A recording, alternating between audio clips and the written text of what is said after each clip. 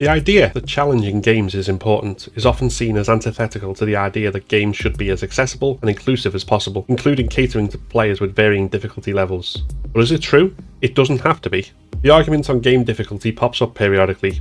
Whenever it does, it produces strong opinions on both sides of the divide. However, the argument itself is tired and the divide is an unnecessary one.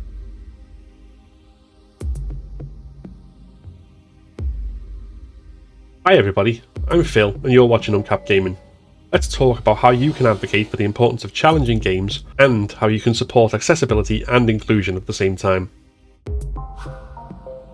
Challenge is integral to games. That's not just video games.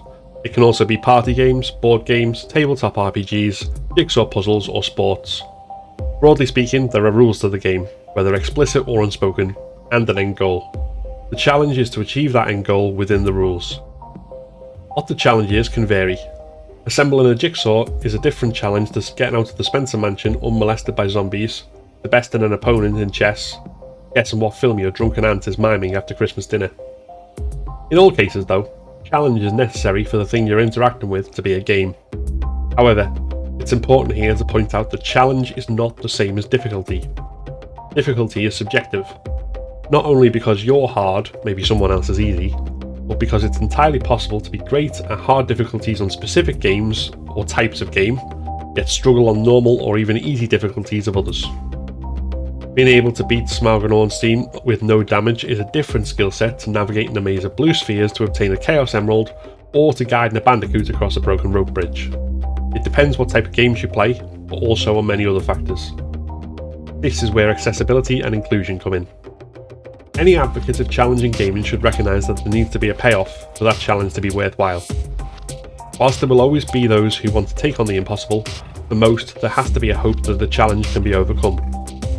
This sense of achievement is what makes challenge more fun than frustrating, and it's not only a hard balance to strike, but that balance will differ for many. The whole point of difficulty options in games is to allow the player to find a balance that suits them. Going from hard to easy doesn't alter the fundamental mechanics of the game. It doesn't remove the gameplay systems in place that define the game. Not all games have the option to vary the difficulty, of course, and there are many who strongly advocate that they shouldn't. This video isn't going to take a side on that debate because it largely misses the point. All other things being equal, games without difficulty options don't tend to be the hardest games. This might seem an odd statement when that category of games includes the Soulsborne games, but it's true. Demon's Souls, Dark Souls, Bloodborne and Sekiro aren't difficult because the HP on the bosses is cranked up to make them hit sponges. They're difficult because death means a loss of progress, no autosaves and infrequent checkpoints, requiring mastery of the game mechanics and the patience to learn the level design and the patterns of the enemies. It's hard to see what an easy mode would look like in such a game without undoing the fundamental mechanics of the game. That isn't to say that it would be impossible to implement them without undermining the game, but focusing on this distracts from the tendency of game developers to conflate difficulty and accessibility and give the matter no further thought. The two areas do overlap. Most people tend to think of disability in physical terms, and it's certainly an area that needs a lot more attention.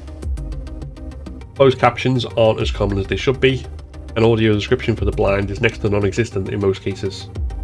It also shouldn't have to fall to charities like Special Effect to create adjustments for gamers with physical impairments. However, gamers needing such adjustments don't necessarily have an issue with difficulty. At the same time, there will be disabled gamers who don't need specialised hardware, do struggle due to delayed reaction times, facial awareness problems, or other issues typically addressed by difficulty settings. Except what if you need the enemies to have slower reaction times, or a HUD indicator that helps with spatial awareness, and want to face the challenge on a harder difficulty? Many more games do now include a variety of accessibility options, and these options do include things which affect what we would think of as the difficulty. The Last of Us Part 2 was easily the leader in this field in 2020, with over 60 different accessibility options, from visual aids to motion sickness controls, to a system which lets you play the game without sight. It also recognises that difficulty and accessibility overlap, but that they are not the same things. You can, as in most games, choose a difficulty option from very easy to desperately hard, but you can also customise the difficulty of individual gaming aspects, such as your HP and the frequency of checkpoints, the accuracy and aggression of enemies, resource availability, and stealth. This sits alongside a range of combat accessibility options to help players tailor the experience to their needs. Assassin's Creed Valhalla similarly has customizable difficulty options which allow the player to tailor individual aspects of the challenge. Doom Eternal has a customizable aim assist, as well as difficulty modes you can change at any time, even mid-stage. Hades has a God mode which makes you stronger every time you die. Spider-Man Miles Morales and Call of Duty Cold War are amongst the games with an excellent range of colour blindness options. Going beyond individual games, both the PlayStation 5 and the Xbox Series X load up with text-to-speech on, and host a range of accessibility options such as changing around the colour profile, closed captions, and controller remapping that applies console-wide. The Nintendo Switch also has system-wide control remapping. More games also individually allow control remapping, and there are also games that allow you to simplify control so you don't have to repeatedly hit a button or press multiple buttons at once, as well as to toggle a mode such as sprint on and off rather than have to hold a button down. FIFA 21 even has an optional single button control scheme. Unfortunately, while accessibility options are more and more common, it does still vary considerably which games have which options and whether they have them at all. If we can agree that we should throw down the barriers to people playing and enjoying the games that they want, then the call for more games and consoles to implement these options should be a priority. Calling for all games to have an easy mode is, pun intended, an easy answer to the question of accessibility, but it doesn't actually solve the problem.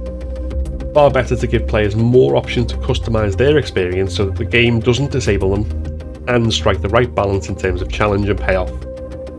This won't take away easy modes for games that tend to have them, nor will it destroy the mechanics, games like Dark Souls, but it will provide a genuine way to allow more people to play and enjoy video games without assuming that there's a one-size-fits-all answer to accessibility. Thanks for watching UnCapt Gaming. Don't forget to subscribe for more gaming comments and content, and if you enjoyed this, then give it a like. See you next time.